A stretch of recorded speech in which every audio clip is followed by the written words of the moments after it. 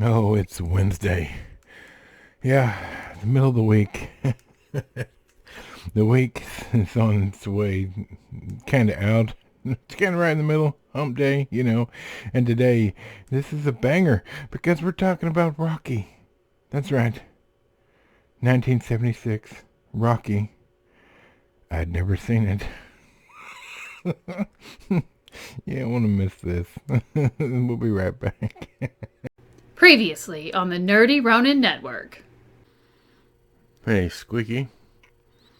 What were you asking me about Bruno Mars music? A song you liked and you had a question? Yeah. No. No. Versace? The song Bruno Mars is singing is not about ramen or wine. It's Versace on the floor. That's a designer label. Oh my goodness.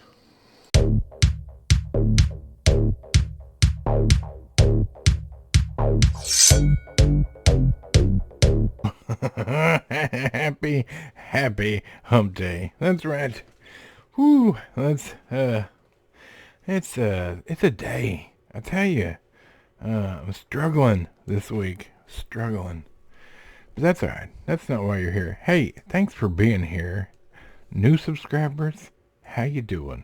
Old subscribers, welcome back. Like and subscribe if you haven't already. Please, yep, you in the back, Bob, I see you. Hit that subscribe button and that like button. You hit the little notification bell. You know you don't want to miss this. This is awesome. In the description down below are all our links. If they're not there, thenerdyronin.com is the place to be. There's not much there, but all our links are there. Alright, so a little history, y'all. Uh, Nerdy mother-in-law is a I mean huge fan of Rocky. Sylvester Stallone. I'm assuming it's both, like Sylvester Stallone and Rocky, but like Rocky's her favorite movie. And now I was born in 76, to be fair. So I wouldn't have watched it when it came out. But like many things, I hadn't watched the original set of movies, but I have watched Rocky Balboa. Because when it came, same with Rambo. Like I had seen bits and pieces of the Rambo movies, but never sat down and focused and watched them the way they were intended. But when the new Rambo movies came out, I watched them. Why? I don't know. I'm not always sane, evidently. But anyway, nerdy mother-in-law talks about Rocky all the time. Like she's got posters. She's got like the robe, like that he wore to the ring to fight, and you know. And so, nerdy wife, of course, has been saying for a while. Since you've never sat down and actually seen it, you should watch it. So I did with nerdy wife last night. So that's. I can already hear the chants in the crowd making fun of me because I've never seen Rocky. It's fine. Alright, let's talk about it. Rocky, 1976, PG, 2 hours long. A small-time Philadelphia boxer gets a supremely rare chance. That doesn't seem appropriately correct.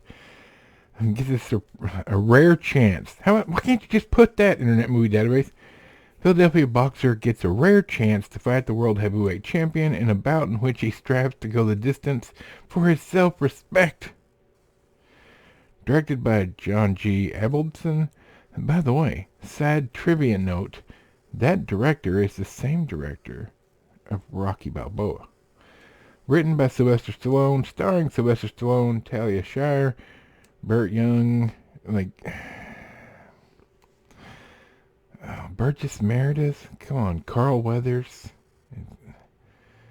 Oh, fantastic. Some fantastic actors here. All right. I love Burgess Meredith. He's awesome. And Carl Weathers does a great job. So, look, let's get into it. All right. This is not a great movie for me. Like, in my opinion. But the background story, the love story, is obviously the best part of the movie, and it's really the focus of the movie. Rocky's career as a mediocre boxer is not really the story. But the movie does really take its time fleshing out all the characters and the world of which this movie takes place so that you know everything that's going on. You're not left in the dark about anything. You're not wondering. Alright?